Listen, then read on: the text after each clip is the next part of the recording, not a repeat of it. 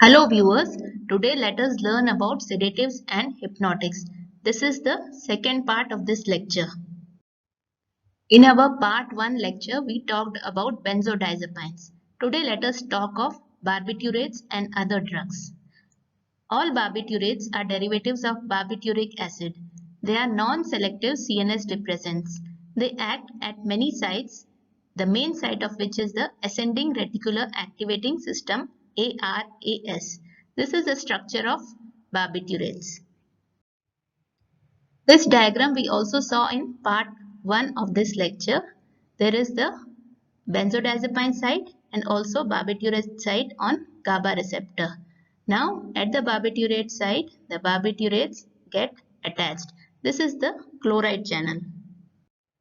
Mechanism of action of barbiturates. Barbiturates bind to specific site on GABA A receptor. They potentiate the inhibitory effects of GABA. They have a GABA mimetic action. They increase the duration of opening of chloride channel. This causes increase in chloride conductance, membrane hyperpolarization, followed by CNS depression. Actions and uses of barbiturates. They cause sedation and hypnosis. But at present, barbiturates are not recommended because they have a low therapeutic index. They cause rebound increase in REM sleep on stoppage of therapy. They cause marked respiratory depression. They produce marked hangover effects. They cause high degree of tolerance and drug dependence.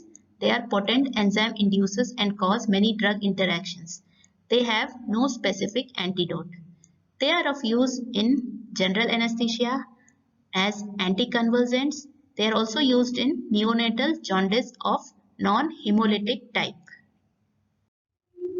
Adverse effects of barbiturates include the common side effects, that is the drowsiness, confusion, headache, hypotension, respiratory depression. Various hypersensitivity reactions can also occur like skin rashes, itching, swelling of face, etc. The other adverse effects include tolerance to sedative and hypnotic action on repeated use. They cause physical and psychological dependence on repeated use. Phenobarbital on prolonged use can cause megaloblastic anemia due to interference with folic acid absorption. Barbiturates also precipitate attacks of acute intermittent porphyria. Acute barbiturate poisoning. The signs and symptoms of barbiturate poisoning include drowsiness, restlessness, hallucinations, hypotension, respiratory depression, convulsions, coma, and death. The treatment of barbiturate poisoning includes airway breathing, circulation, electrolyte balance, gastric lavage, alkaline diuresis, and hemodialysis in severe cases. The drug interactions with barbiturates. Barbiturates are potent inducers of hepatic microsomal enzymes. They reduce the effectiveness of co-administered drugs like oral contraceptives, oral anticoagulants, and oral hypoglycemics. Non-benzodiazepine hypnotics. They have less potential for abuse than benzodiazepines.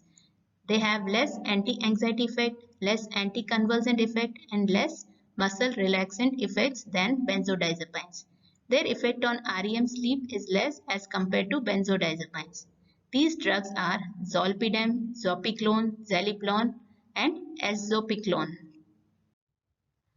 Zolpidem. It is given orally and it is well absorbed. It is metabolized in liver and excreted in urine. It has a short duration of action, so it is useful for short-term treatment of insomnia.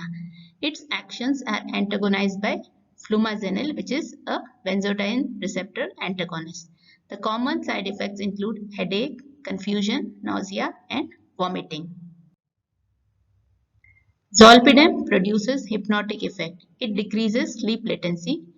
It increases duration of sleep time in insomnia. It produces near normal sleep like benzodiazepines with a minimal alteration in REM sleep. There is minimal hangover effect and rebound insomnia. They are less likely to produce tolerance and drug dependence. They lack anticonvulsant, anti-anxiety and muscle relaxant effects. Zopiclone. It is orally effective. It is used for short-term treatment of insomnia. It produces near normal sleep like benzodiazepines. The side effects are headache, drowsiness, gastrointestinal disturbances, and a metallic taste.